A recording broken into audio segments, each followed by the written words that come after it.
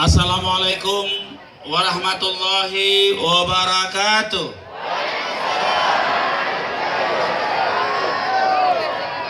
Loyo-loyo. Kalau senyum tersenyum tapi agak loyo tidak semangat. Kita ulang. Assalamualaikum warahmatullahi wabarakatuh. Itu baru semangat. Selamat malam. Salam sejahtera bagi kita semua. Alhamdulillahirabbil alamin. Wa syukrila wala haula wala quwata illa billah. Asyhadu an la ilaha illallah wa asyhadu anna Muhammadar Rasulullah. Yang saya hormati, yang kita banggakan, bersama hadir dan terlihat selama saya hadir di pesta di kecamatan, baru kali ini anggota dewan yang banyak-banyak hadir. Bersama-sama hadir kita Pak Wahab Tahir. Di samping beliau ada namanya Pak BBT, Pak Burhanuddin Basotika. Kemudian Pak Mesak, Pak Pabe. Di sini juga ini nama-nama kecil semua ini supaya lebih populer. Ya. Di sini bersama hadir mendampingi saya Pak Asisten 1. Yang saya hormati para tokoh-tokoh masyarakat. Saya lihat di sini ada semua tokoh-tokoh masyarakat kita, senior-senior saya. Yang saya hormati Pak Camat beserta seluruh Tripika, Pak Dan Ramil, Pak Kapolsek, jajaran lurah yang berjejer di sini, Ibu Lurah di sini. Oh, Ibu Lurah cocok di sini kan? Nah, kalau saya baru Ibu Lurah betul biasanya. Oh, ini tahu cocok ji. Para tokoh-tokoh agama, tokoh-tokoh masyarakat, tokoh pemuda, ormas, tokoh-tokoh perempuan. Di sini ada pasukan kebersihan kita yang luar biasa. Tepuk tangan dulu. Jajaran TNI Polri dan hadirin hadirat yang dirahmati Allah Subhanahu wa taala. Tidak terasa kita merayakan kembali perayaan 17 Agustus yang ke-71. Tiap tahun insya Allah kalau kita umur panjang, pasti kita akan rayakan perayaan 17 Agustus ini. Akan tetapi momen-momen setiap tahun ini punya momentum yang berbeda. Di saat-saat seperti ini kita harus mengambil hikmah. Hikmah dari apa yang kita kerjakan dalam setahun ini. Ada orang bertanya, apa sih pencapaian di Kota Makassar? Secara fisik itu belum kelihatan. Saya bilang benar. Tetapi secara non fisik,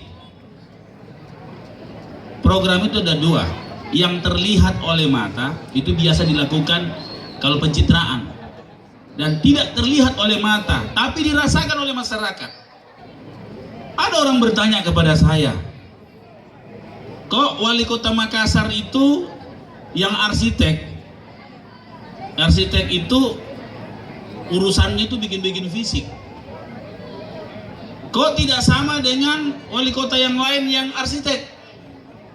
Saya tanya, kenapa tidak sama? Yang lain langsung bikin taman, bikin pedestrian, bikin fisik semua. Kok di Makassar baru mulai tahun ini setelah tahun kedua? Kenapa?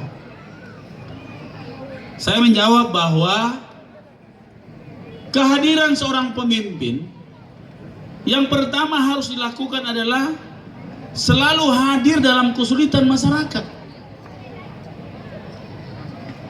Kira-kira saya tanya Ki, kalau kita sakit, kira-kira kalau kita lihat taman sembuh Ki? Tidak. Kalau kita sakit, kita perlu sistem pengobatan yang tersistem, yang bisa membuat kita sehat.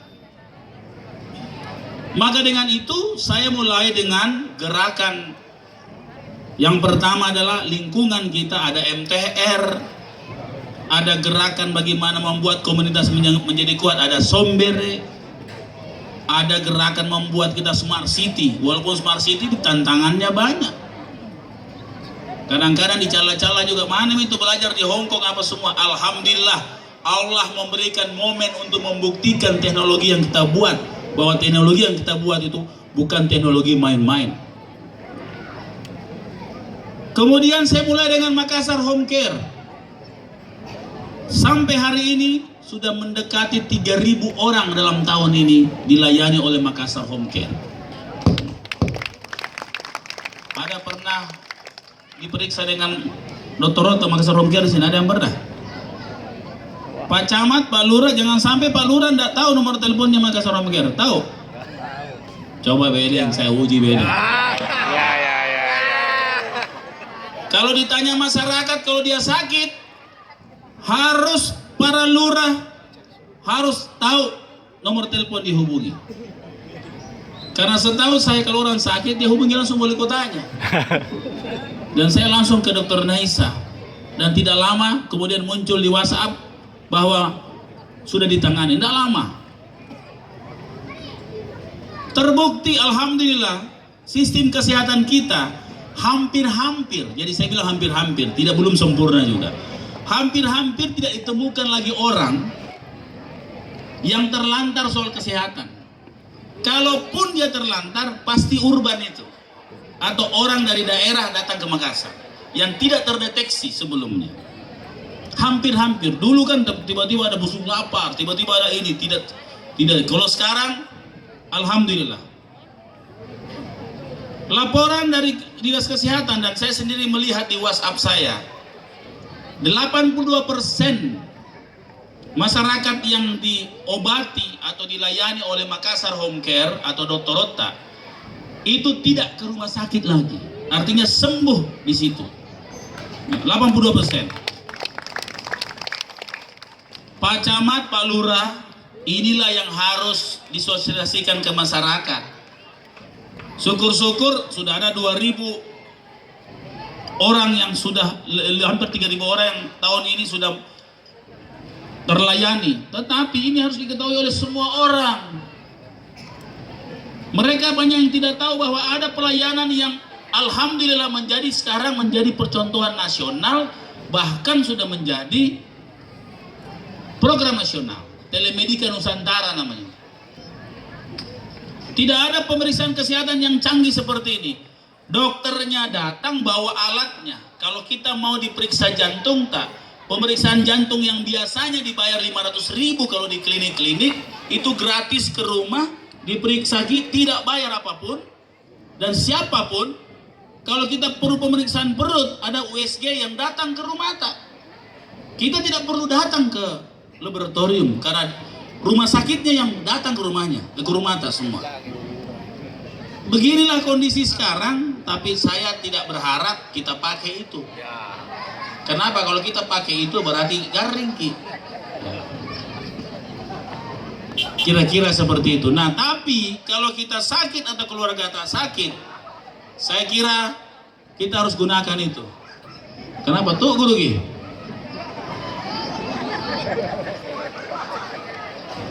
Bapak-bapak, ibu yang saya hormati,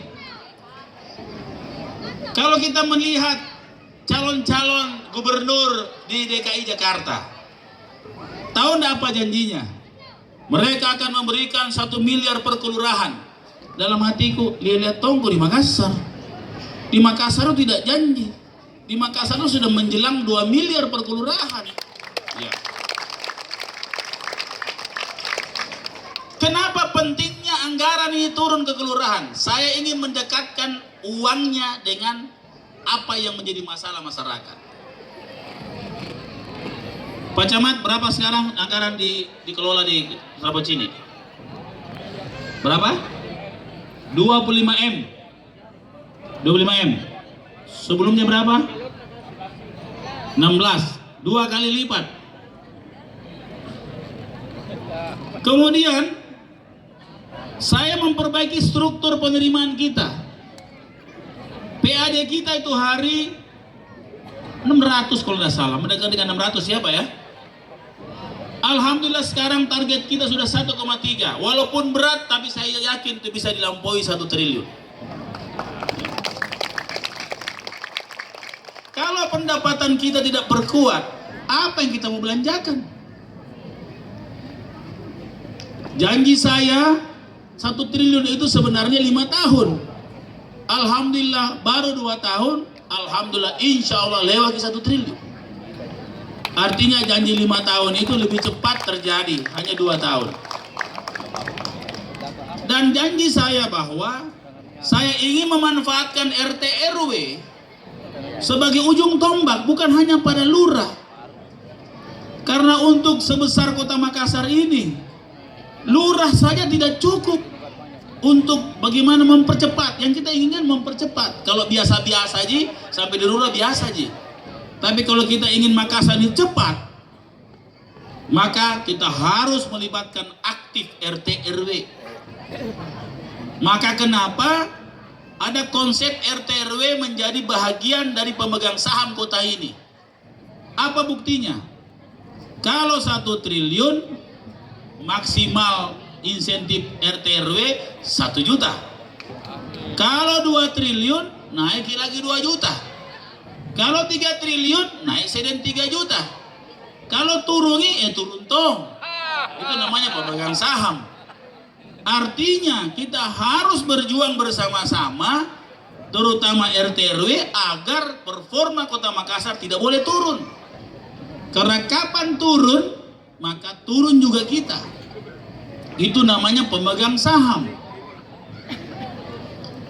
Kenapa saya buat seperti itu? Sekaligus mengukur performa atau penampilan atau kinerja dari RT RW. Kenapa RT RW sangat penting? Kejadian-kejadian membuktikan ada orang tua bunuh anaknya, ada orang tua perkosa anaknya, ada anak-anak bunuh orang tuanya. Apa yang terjadi? Tidak akan mungkin lurah menunggui pemukiman atau masyarakat ini 24 jam, nggak mungkin. Maka yang mengawasi kawasan itu adalah orang yang tinggal di situ sendiri. Siapa itu? RT RW. Maka salah satu dari 9 penilaian yang saya tetapkan adalah, salah satunya adalah deteksi sensor sosial namanya. Ditandai bagaimana kerawanan masing-masing rumah tangga. Maka alhamdulillah di antara 6.000 RT RW, RT dan RW, baru 35 yang dapat 1 juta. Saya sudah sampaikan ke Pak Lurah, kalau terus-terus seperti ini lebih banyak dapat 250, berarti Pak Lurah gagal. Kalau semua meningkat, alhamdulillah berarti ada kerja-kerja lurah selama ini. Karena terus terang, kalau soal camat di Kota Makassar, insya Allah relatif sudah baik. Saya sudah sampaikan bahwa saya cukup puas. Tapi performa lurah harus diperbaiki. Kalau saya begitu orangnya langsung aja. Langsung. Saya ingin masyarakat turut berpartisipasi. Rapor lurah itu sudah masuk ke saya lewat masyarakat. Rapor lurah dari camat, insya Allah segera akan masuk. Dan rapor lurah dari saya, insya Allah sudah ada nih. Artinya kita membuat transparansi birokrasi, semua orang bisa menilai. Karena apa yang paling berbahagia yang saya rasakan dalam pemerintahan saya ini? Kalau saya tanya, bagus lurahku, bajik na lurah ya Pak, dede. Itu mau Pak Lurah. Jangan dikasih apa-apa, jangan antar pisang, antar apa, begitu mau. Kalau orang puji kita, itu kebahagiaan dunia dan akhirat yang saya miliki. Tapi ada tuh yang datang berapa hari tadi lagi yang datang, ada yang datang lagi. 1 minggu ini ada 3 kelompok RT RW datang, bikin petisi, Pak ganti saya lurahku Pak. Nah saya sakit di sini. Selesai itu barang pasti. Tinggal tunggu waktu saja. Dia bikin pernyataan RTW lengkap. Nah tadi ada lagi kelompok masyarakat datang. Nah ini gunanya karena saya membuka pintu mulai jam 6 sampai setengah 8 setiap pagi, sore jam 5 sampai maghrib, Dan malam kadang-kadang jam 10 sampai jam 2 malam kadang-kadang. Tapi jangan kita datang ke jam 2 malam. Tidak ada istirahat. Ya. Apa artinya ini? Partisipasi masyarakat akan menyempurnakan kinerja pemerintah Kota Makassar. Dan alhasil kita bisa lihat, saya kira salah satu dari kecamatan yang cukup maju menerapkan program-program wali kota itu adalah Kecamatan Rapocini. Tapi kelurahannya masih banyak sampah. Pak Lurah, jangan berlindung dari apa yang telah dicapai oleh Kecamatan Rapocini. Tetapi kita harus melayani masyarakat. Ada yang bagus kerjanya, tapi banyak keluhan masyarakat.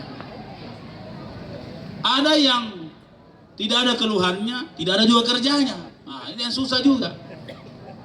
Sehingga saya kira betul yang bilang perlu diserom-serom bering. Ya, ini ada suara dari belakang. Tapi saya yakin insya Allah 2017 ini kita akan memperbaiki performa ini. Beri saya kesempatan, beri saya waktu di 2017 ini, saya akan sempurnakan semua kinerja sampai ke bawah. Memang tidak ada yang tiba-tiba disulap langsung sempurna, tidak ada. Tetapi khusus untuk lurah-lurah berprestasi, saya ingin menyampaikan terima kasih. Banyak lurah-lurah, ya 50% lah lurah-lurah saya sekarang ini sangat membanggakan saya. 30% perlu di-strom-strom. 20% susah nih kalau sudah tertinggal jauh, sudah nih kasih tinggal nih karena banyak mau jadi lurah juga. Ya. Maka saya berharap dengan keterbukaan ini, dengan kompetisi yang sehat seperti ini, dan saya tidak ada kepentingan apapun. Tidak ada dibilang lurahku atau lurah bukan lurahku, tidak ada. Semua lurahku kok. Cuma saya nilai kalau masyarakat puas, insya Allah itu kebahagiaan yang terbesar, dan saya tidak akan pernah tidak memberi kesempatan bagi birokrat yang justru menimbulkan rasa puas di masyarakat. Kepada pasukan-pasukan orange ini pasukan orange tidak subuh, tidak malam, gak terus saya lihat.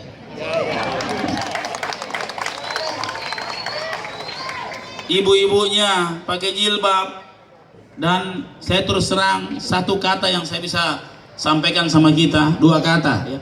Terima kasih, dan saya bangga sama kita semua. Kota ini dapat adipura karena mereka.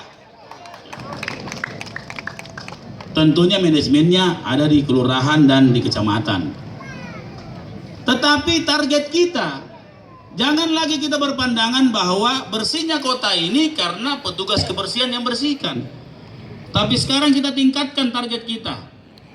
Bagaimana kalau kita buat bersihnya kota ini karena masyarakat tidak buang sampah? Ini sederhana kata-kata ini, tapi inilah bahagian yang terberat yang kita masuk. Mulai jam 4, jam 5 saya lihat jalan semua. Tadi saya kebetulan, ini baru pertama kali rapat yang biasa di Jakarta, itu mereka datang semua di Makassar. Seluruh ada sekretaris, dari sekretaris kabinet, ada direktur di Menko Maritim, ada tadi semua eselon 2 kumpul tadi di Balai Kota rapat. Kebetulan saya pimpin langsung sendiri tentang Kepres 18 soal energi sampah, pembangkit listrik tenaga sampah, yang Presiden menetapkan 7 kota. Akhirnya diciutkan lagi, sisa 2 kota yang kita difokuskan, Tangerang dan Makassar. Akhirnya diciutkan lagi, biar Makassar yang pertama jadi contoh. Tadi sudah kita tetapkan, itu tidak gampang, investasi di atas mendekati 2 triliun. Dan kita sudah punya itu saya bisa tunjuk langsung sebenarnya, tapi saya pikir jangan tunjuk langsung, suruh tender saja. Karena dekengnya saya kenal semua, jadi ada terlalu banyak dekeng. Ya. Jadi saya buka saja untuk di tender. Ini artinya bahwa capaian-capaian kita itu sudah mendapatkan sorotan dari nasional. Apa buktinya? Kita kan kadang-kadang tidak tahu bahwa kita sudah berubah. Kadang-kadang kita tidak tahu bahwa kita sudah membuat sesuatu. Kan kadang-kadang seperti itu. Yang bisa melihat itu orang di atasnya kita.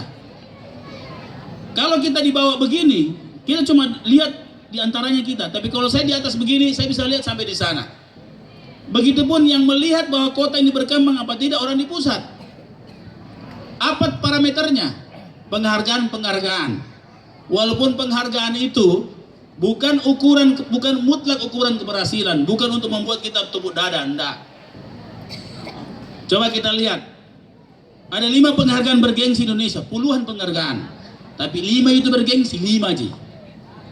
Pertama adalah Adipura. Yang kedua adalah WTP, BPK, wajar tanpa pengecualian. Yang ketiga top inovasi. Yang keempat LPPD. LPPD itu penyelenggaraan pemerintahan terbaik. Itu 52 kriteria tentang penilaian itu. Dan yang terakhir adalah kota sehat. Coba kita uji tapi kita perlu pembandingan kota-kota yang lain. Jakarta itu cuma dapat 2 atau 3. Dia tidak dapat LPPD, tidak dapat top inovasi, tidak tahu WTP sudah apa tidak, saya belum tahu. Bandung cuma 3. Saya bicara sama wali kotanya, dia belum WTP. Dia, aduh susah badan itu WTP. Dan dia tidak dapat LPPD.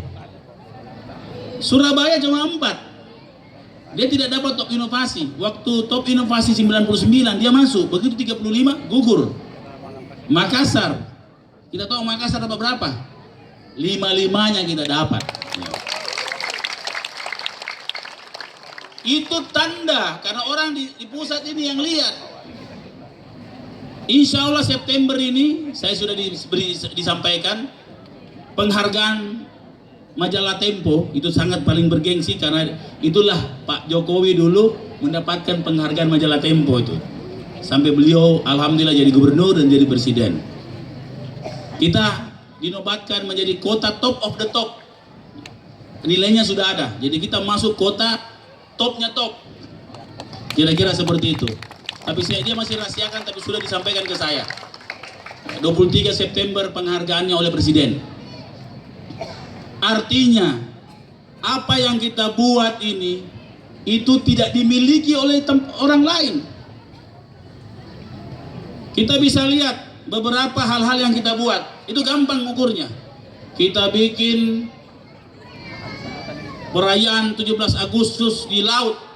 Seluruh media nasional siaran langsung.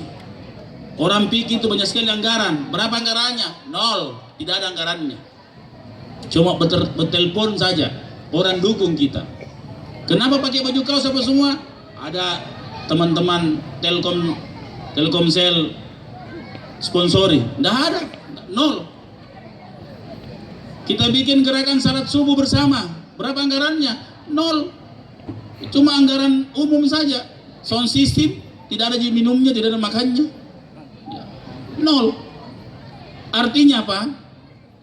Kita punya program-program unggul tanpa mengorbankan anggaran-anggaran yang semestinya untuk rakyat kecil. Tapi kita tidak ketinggalan dalam tataran pandangan secara nasional. Maka apa yang telah kita capai ini insya Allah tahun 2017, tahun 2016 ini, apa yang kita lakukan, saya akan sebentar lagi akan meluncurkan 8.000 lampu lorong.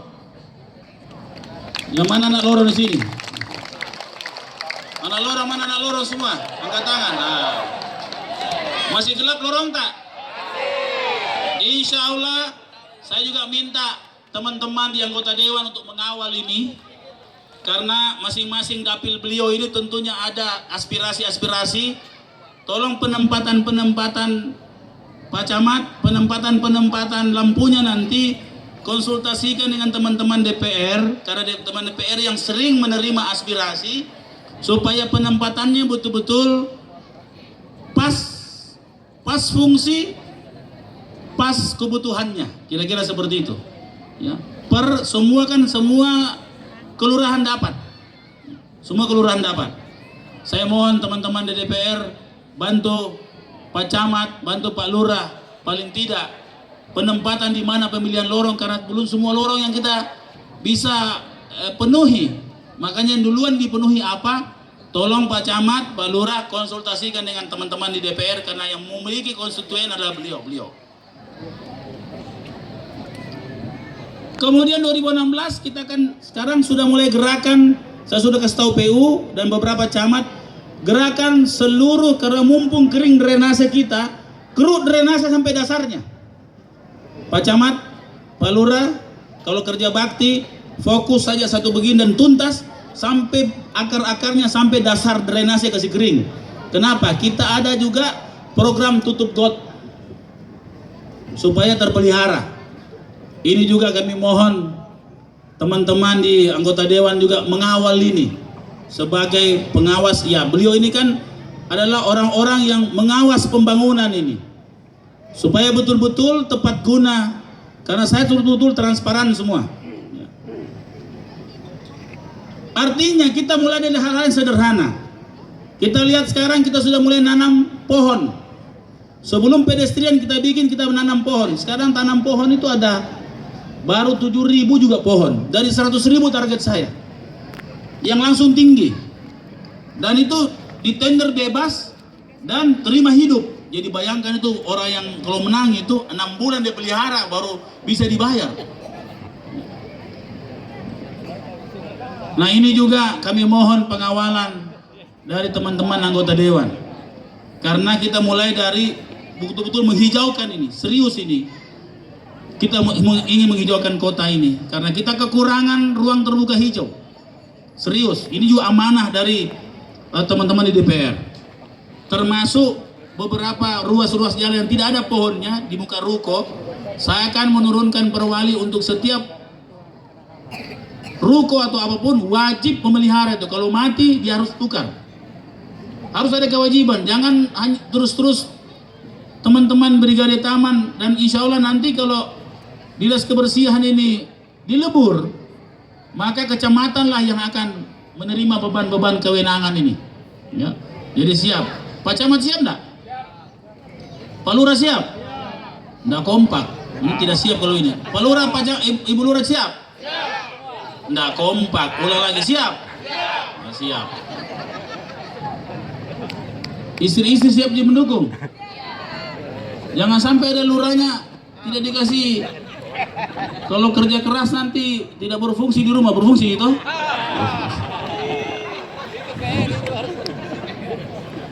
Maka dengan itu, banyak-banyak saya bicara ini. Ya. Maka dengan itu, satu kunci keberhasilan kita untuk terus membuat masyarakat itu lebih baik lagi, 2 kali tambah baik, adalah kebersamaan. Kebersamaan adalah kekuatan. Dan buat sedemikian rupa bagaimana komunitas-komunitas ini terbentuk.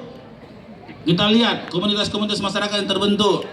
Ada namanya komunitas misalnya Kombes. Ini Kombes Seramton namanya, padahal komunitas Makassar Bersih. Ada komunitas Baberong misalnya. Ada komunitas, ini terbentuk komunitas-komunitas. Jadi justru biarkan inisiasi masyarakat akan muncul.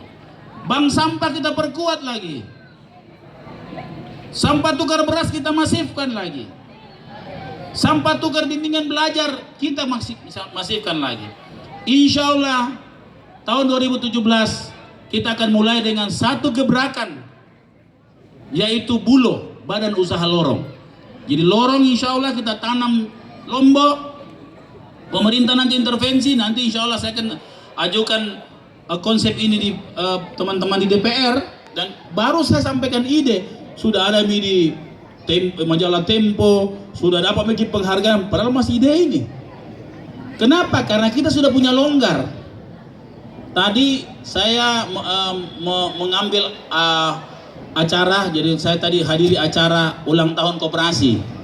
Tadi Pak Rahman Halid sebagai Dekopinwil Koperasi Dekopinwil Sulawesi Selatan mengusulkan kalau bisa lorong-lorong dibikinkan koperasi.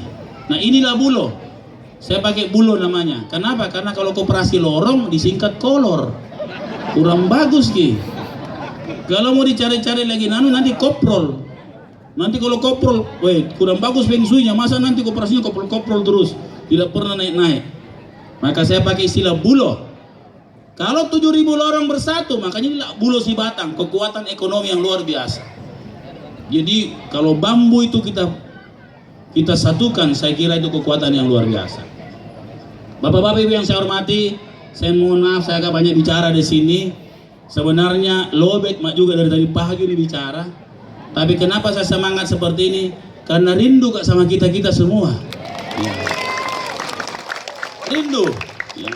Lebih semangat lagi karena bintang-bintangnya di DPR ada semua di sini. Lihat baik-baik. Ini bintang-bintang di DPR ini. Ya. Bintang-bintang di DPR. Seandainya misalnya kalau kita syuting itu setiap sidang di DPR, ini semua tolok-toloknya semua. Dan beliau-beliau ini hadir di Kecamatan Rapocini ini. Ini kita tepuk tangan dulu teman-teman DPR. Lihat saya luraku gagah-gagahnya. Ya. Ini luraku ini seperti 20 tahun ke bawah semua. Atau di bawahnya yang 20 tahun. Berapa? 17 tahun. Kenapa kita tahu? Iya. Maka dengan itu pada momentum 17 Agustus ini, malam resepsi ini, saya ingin menyampaikan yang pertama adalah terima kasih kepada semua elemen masyarakat, semua tokoh-tokoh masyarakat yang mendukung program pemerintah kota, mulai dari Makassar Tidak Rantasa, Makassar Sombere, Makassar Smart City, Makassar Home Care, persampahan kita, bank sampah kita, UMKM digital kita, begitu banyak program-program yang memang kita masukkan ke masyarakat kecil untuk memperkuat struktur sosial dan struktur ekonomi di bawah. Terima kasih kepada Pak Lurah, Ibu Lurah. Terima kasih kepada Pak Camat. Terima kasih kepada seluruh pasukan Orange kita. Brigade Taman, Brigade Drainase, Brigade Anti Macet. Dan saya berharap kecamatan harus selalu siap untuk kita ada perubahan organisasi. Tapi yang jelas adalah pelimpahan kewenangan ke kecamatan itu pasti akan terjadi karena beberapa hal-hal yang menyangkut operasional perkotaan itu secara kedinasan itu dilebur. Ini walaupun ini ada sakit kepala baru lagi, kita harus mikir dengan teman-teman di DPR, tapi alhamdulillah kita termasuk paling cepat memfinalkan organisasi ini.